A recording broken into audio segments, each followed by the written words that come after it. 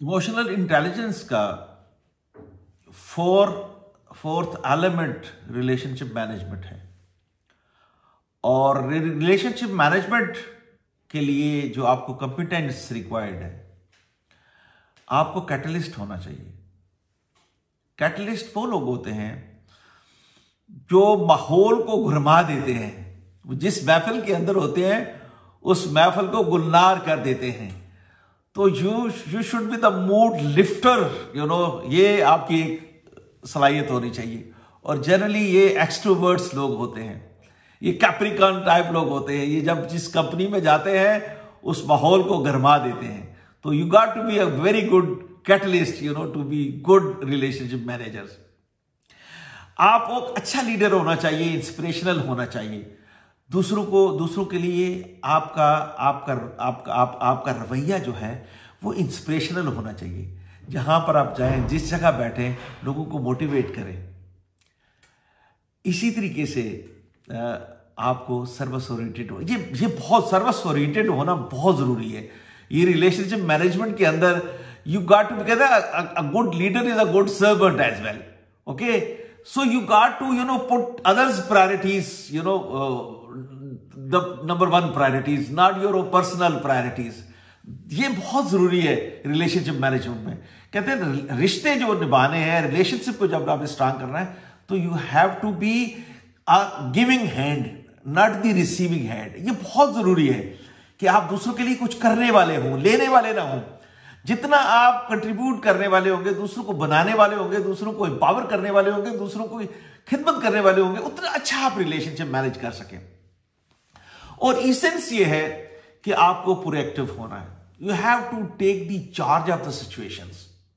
कहते हैं in stimuli and response there is a gap, and that gap is your power to control. That is the integrity, that is your power, that is where your power lies.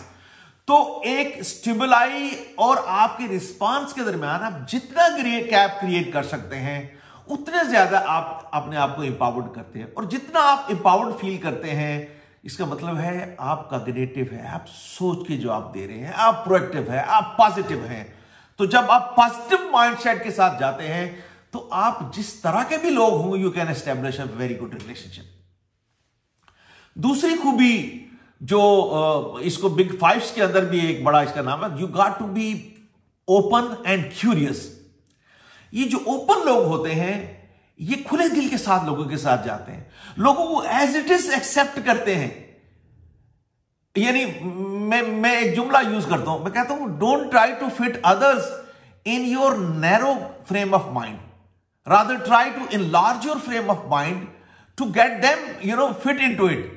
तो अपने frame of mind को आप enlarge करें, और curious जब होंगे आप interest लेंगे उनके अंदर। इंटरेस्ट लेने से मुराद यह है कि आपको इदराक हो कि यार उनकी जरूरतें क्या है, वो कौन कौन सी एरियाज हैं जिसमें वो जो इंटरेस्टेड हैं, उनकी स्ट्रेंथ क्या है, उनकी वीकनेस क्या है।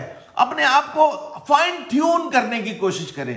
तो क्यूरियस आदमी क्या करता है, ये फ्रीक्वेंसी बनाता है। जैसे हम रेडियो सुनते हैं तो आप देखिए रेडियो के अंदर एक तो बटन होता है जो आपको चैनल चेंज करके देता है कि आप किस बैंड पर काम कर रहे हैं।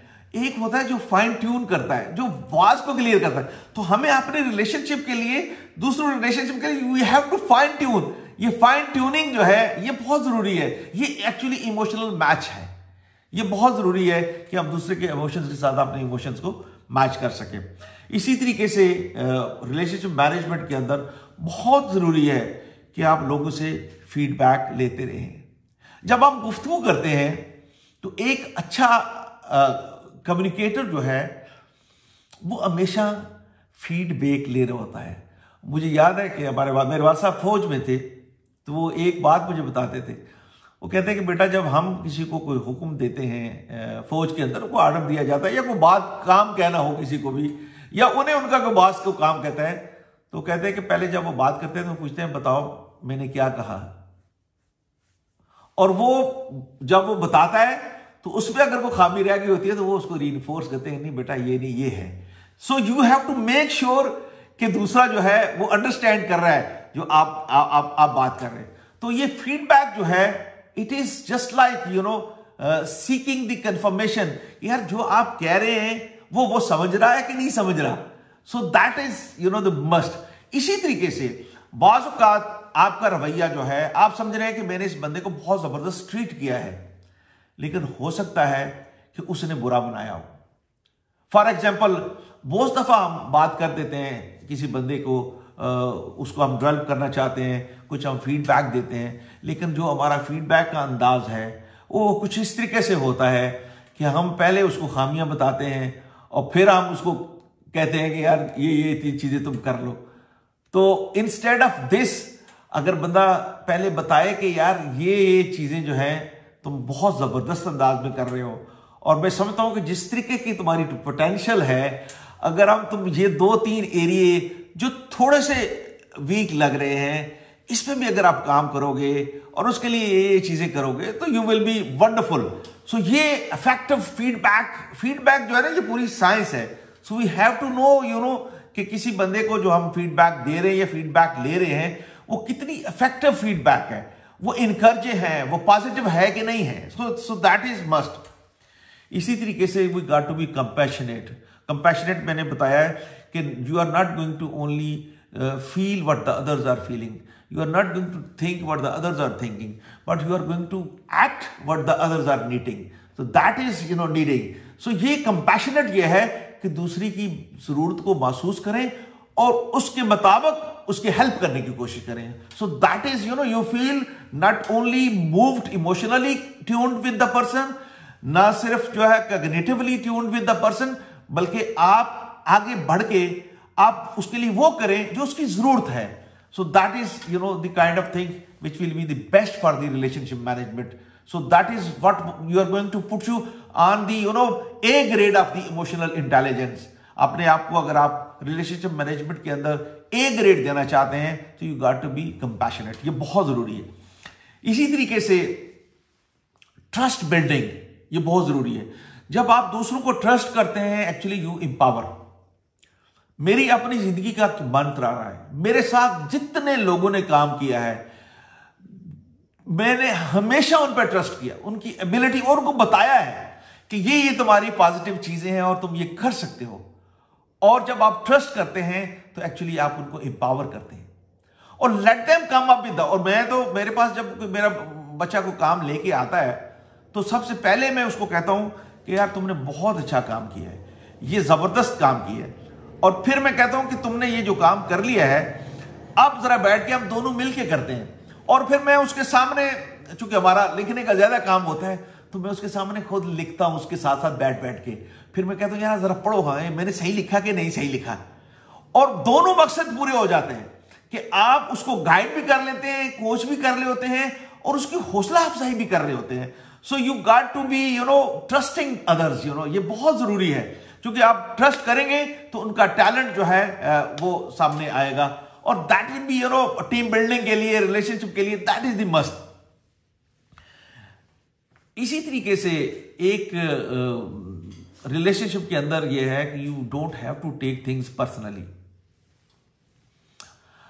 एक स्ट्रेटेजी मैंने अपने लिए सोची हुई है कि जब कोई बंदा बात करता है आपके बारे में, और अगर आप फील करते हो कोई नेगेटिव बात करता है, और अगर आपको फील करते हैं कोई कमेंट्स करता है नेगेटिव, और आप जब वो कमेंट सुनते हैं तो आप ज़हन के अंदर एक लाइन कहते हैं, मैं इसको टैग लाइन कहता हूं, इट्स नॉट अबाउट मी.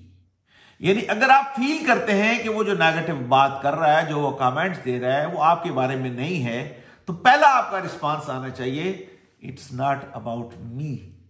जब आप ये कहेंगे कि यार ये जो बंदा बात कर रहा है इसकी ज़हनी इख्तरा है, हालांकि मैं ऐसा नहीं हूं, तो आप इनरेज नहीं होंगे, आप गुस्से में नहीं होंगे. यू विल बी काम, कूल, कंपोज्ड. और अगर वो बात कर रहा है, जो कमेंट्स उसने दिए हैं, वो खामी जो उसने आइडेंटिफाई की है, अगर वो वाकई आपके अंदर है, तो आपको शुक्रिया अदा करें और आप बोलेंगे इट इज अबाउट मी. वाकई रिकॉग्नाइज करें, इदराक, एक्सेप्ट करें कि ये खामी आपके अंदर है. तो दोनों सूरतों में, अगर कोई नेगेटिव कमेंट्स दे रहा है या पॉजिटिव कमेंट दे रहा है, दोनों सूरतों में यू आर कंपोज्ड एंड काम, and that is the best lesson for the relationship management, that it is not about me, it is all about me. If it is not about me, there is no issue. If it is all about me, still no issue. Accept and move forward. उस खामी को दूर करें. So that is, I think that is what I do. एक और चीज जो बहुत जरूरी है वो यह है कि you got to be kind and honest. Kind और honesty, यानी बाज़ औक़ात हम honest होते हैं, लेकिन हम इतने ऑनेस्ट होते हैं कि दूसरे को इस अंदाज के अंदर कोई चीज बात कह देते हैं, सच्ची बात कह देते हैं कि वो रिलेशनशिप बिगाड़. तो you got to be kind.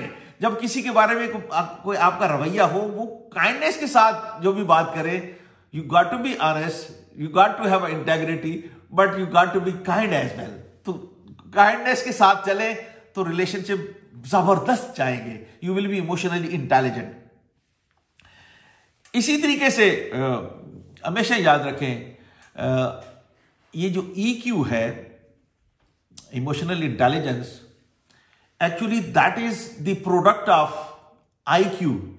IQ क्या है? आपका इंटेलिजेंट कोशेंट है. और आपका पर्सनालिटी क्या है? Personality is what you think, what you act and how you behave. That is your personality. और इन दोनों के साथ, IQ और पर्सनालिटी के साथ, जब आप इमोशनल स्टेबिलिटी लगा देते हैं, you become emotionally intelligent. So that is, where you have to have, you have to conceal in yourself. आपको अपनी इमोशनल इंटेलिजेंस के साथ साथ आपके अपने IQ को और अपनी पर्सनालिटी को जरूर इंटीग्रेट करें और उसका फायदा उठाएं. और इसके अंदर जो last but not the least for the relationship management is that you have to have a role model. आपके अपने भी रोल मॉडल होने चाहिए और try to be role model. जब मैं रोल मॉडल की बात करता हूं, अब देखिए, जब आप फादर बनते हैं, the day you become a father, you are all together a different person. दुनिया को देखने का आपका नजरिया ही बदल जाता है.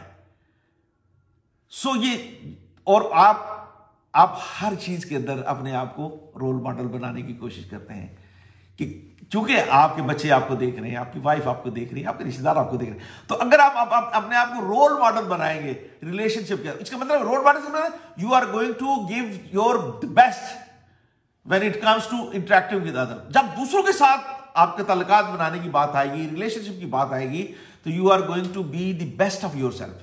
तो आप अपना बेस्ट पेश करेंगे, तो कोई वजह नहीं है कि आप रिलेशनशिप मैनेजमेंट के अंदर टॉप पे ना हो.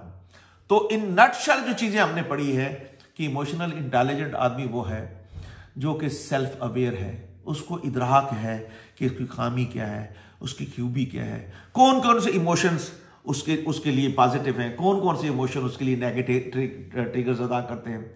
फिर अपने इमोशंस को मैनेज करने के लिए वो कितना काम है, कितना कूल है, कितने अच्छे तरीके से उनको एक्सप्रेस कर सकता है.